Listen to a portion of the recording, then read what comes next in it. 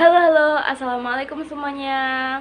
Kali ini kita akan membahas tentang materi sosiologi di kelas 11 semester 2, yaitu membangun harmoni sosial. Menurut kalian, harmoni itu apa sih? Contohnya dalam musik. Dalam permainan musik ada beragam harmoni yang terbentuk dari gitar, mikrofon, musik, kostum, dan penyanyi itu sendiri. Keberagaman dalam hal suatu penampilan musik ini membentuk suatu keserasian yang indah, kan? Nah, itulah yang disebut dengan harmoni. Bisa dikatakan, harmoni berarti keterpaduan dalam beragam perbedaan sehingga menampilkan keindahan. Kalau harmoni sosial, apa itu harmoni sosial? Menurut Hartoyo, harmoni sosial merupakan harapan yang disadari bersama dalam tataran kehidupan masyarakat sehingga kebutuhan tiap-tiap pihak dapat dipenuhi dengan baik. Nah, kalau menurut Wong, harmoni sosial juga dapat diartikan sebagai suatu kondisi masyarakat ketika bagian-bagian atau komponennya bersatu dan bekerja sama.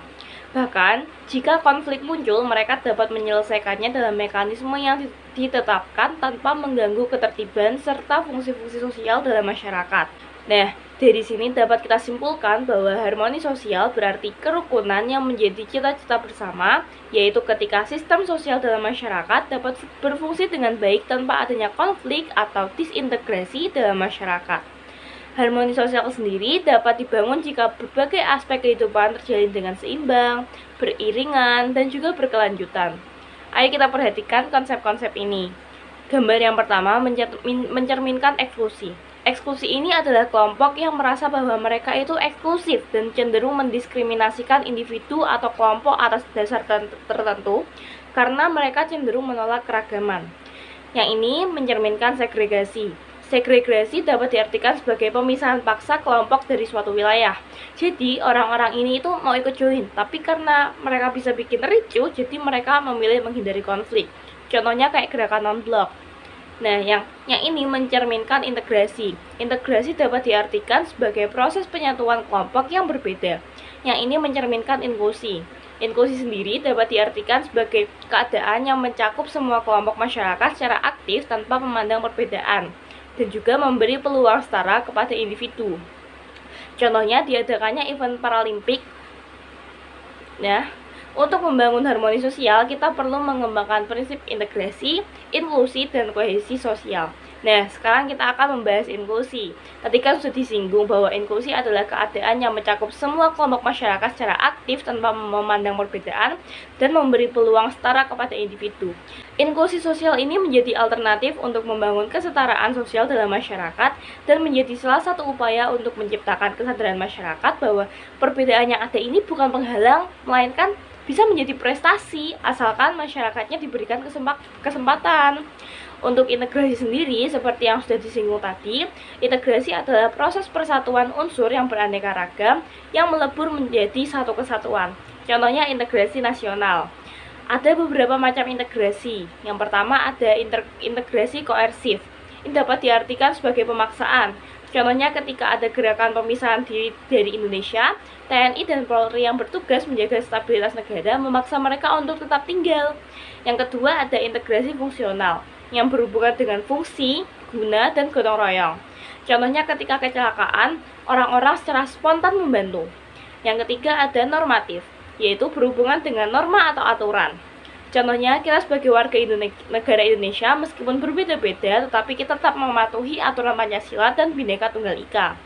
Integrasi dan inklusi sosial dapat mendorong kohesi sosial dalam masyarakat.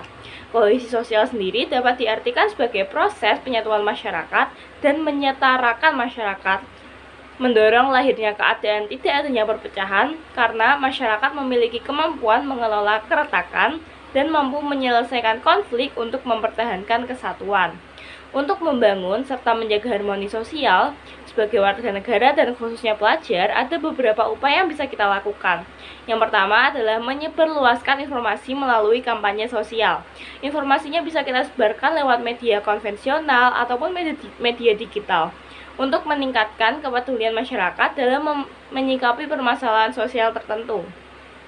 Yang kedua dapat dilakukan melalui jejak pendapat atau public hearing. Public hearing merupakan kegiatan untuk mendengarkan aspirasi yang disampaikan oleh masyarakat yang dapat direkomendasikan untuk membentuk kebijakan-kebijakan baru. Nah, membangun harmoni sosial memerlukan pendapat dari masyarakat agar tujuan antara keinginan dan kebijakan yang diberlakukan itu dapat berjalan beriringan. Upaya yang bisa dilakukan selanjutnya adalah berkolaborasi dalam perawatan sosial. Sebagian kelompok perlu penanganan khusus seperti lansia atau disabilitas. Perawatan sosial pada umumnya merupakan layanan yang bertujuan memenuhi kasih sayang, keselamatan, dan kesejahteraan masyarakat. Tindakan peduli sosial pada situasi yang dihadapi orang lain melatih kepekaan seseorang untuk terlibat membantu memecahkan permasalahan. Dengan demikian, harmoni sosial dalam masyarakat dapat terpelihara. Upaya selanjutnya yang bisa dilakukan adalah kegiatan charity atau filantropi sosial. Filantropi sosial dilakukan dengan cara menyalurkan sumber daya secara merata untuk kepentingan berkelanjutan dalam masyarakat. Biasanya dilakukan melalui kegiatan amal ataupun donasi. Nah, itu tadi materi sosiologi tentang harmoni sosial. Terima kasih dan sampai jumpa.